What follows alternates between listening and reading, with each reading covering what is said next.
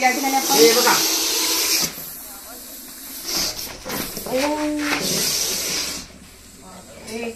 तर स्पीड बघू शकता सापाचं. कॅमेरामन इथून साईडून नुसता गेले तोपर्यंत तो साप बाईटला आला होता.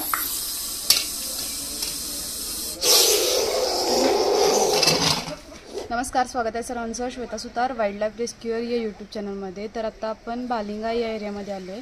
या ठिकाणी त्यांच्या इथं साप आला आहे. तर बघूया आपण कोणता साप आहे व त्याला कसं रेस्क्यू करता येईल.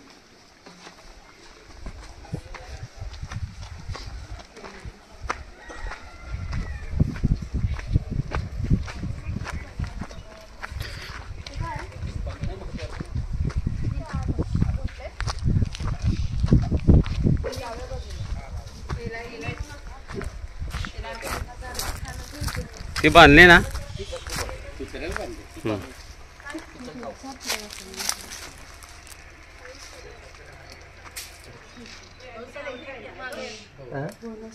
तर या ठिकाणी जातीचा विषारी साप आहे.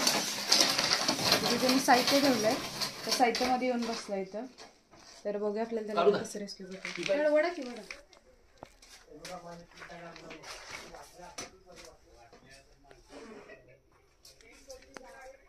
तर या ठिकाणी भारतातील सर्वात खतरनाक विषारी साप आहे घोणस जातीचा.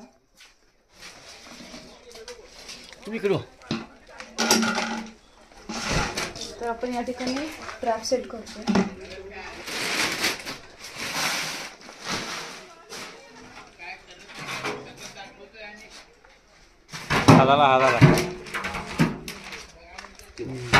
आणि मागे सारा बघता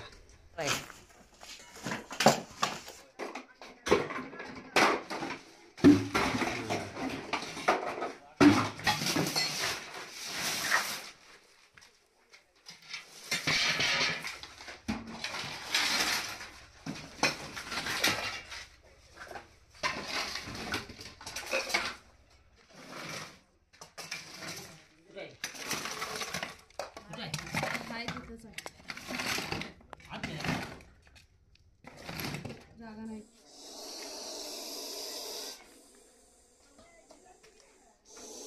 आला आला आला.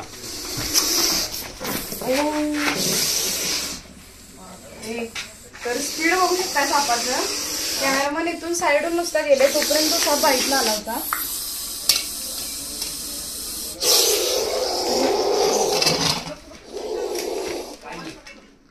केवढी जागा आहे त्याला रे.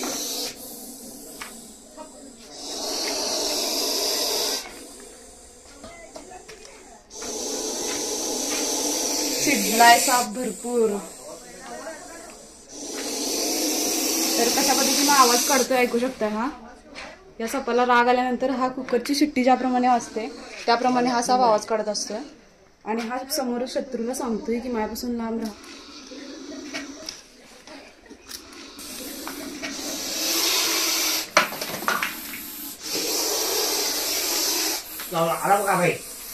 तर या ठिकाणी आपण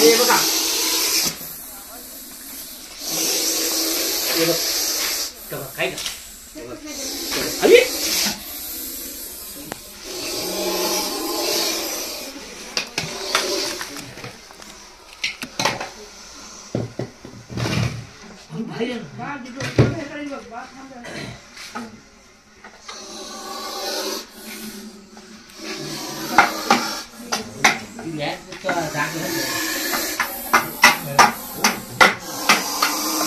तोंड वरतीच आहे. हा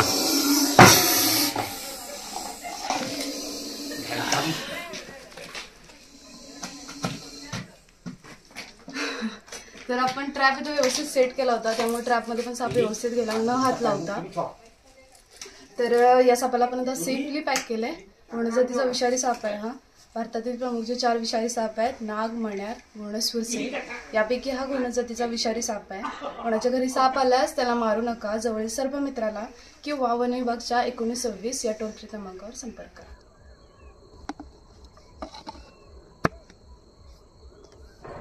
तर आता तुम्ही व्हिडिओमध्ये बघितला की मी एक घोणस जातीचा विषारी साप रेस्क्यू केला आहे. तो यामध्ये ट्रॅपमध्ये आहे आत्ता.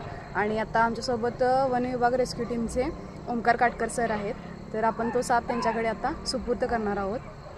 तर तुम्ही बघितला की आपण जे साप रेस्क्यू करत होतो तो साप रेस्क्यू केल्यानंतर आपण तो साप कुठे रेस्क्यू केला याची माहिती वन विभागाला देऊन तो साप परत लगेचच अर्ध्या तासाच्या आत निसर्ग अधिवासात मुक्त करत होतो. पण ते साप आम्ही शेतामध्ये सोडत असताना शेतकऱ्यांना आमच्याबद्दल गैरसमज निर्माण होऊ लागले आणि शेतकऱ्यांना असं वाटाले की हे साप सोडतात त्यामुळे आमच्या शेतामध्ये साप वाढलेत आणि हे साप आम्हाला चावतील. पण असं काय होत नाही. साप हे आपल्या वाटेनं आपलं जीवन जगत असतात. हे निसर्गाचं एक चक्र आहे.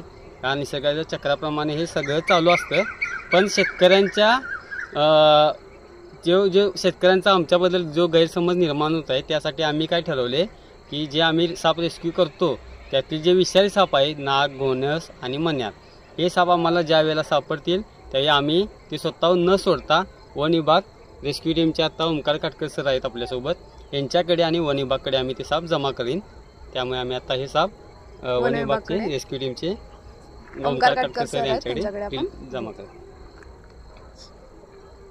तर अशा प्रकारचे कोणतेही विषारी साप तुम्हाला आढळल्यात किंवा कोणताही बिनविषारी साप जरी आढळला तरी स्वतःहून तो पकडण्याचा प्रयत्न न करता जवळील सर्पमित्र किंवा वन विभागाला कॉन्टॅक्ट करू शकता जेणेकरून त्याचा एक जीव वाचू शकतो किंवा त्याला मारण्यापेक्षा जगवण्यात खूप आनंद आहे. तर या निसर्गाचा एक प्रमुख घटक असून त्यालाही जगण्याचा अधिकार आहे. तर तुम्हाला व्हिडिओ आवडला असेल तर व्हिडिओ लाईक, शेअर आणि सबस्क्राईब नक्की करा. थँक्यू.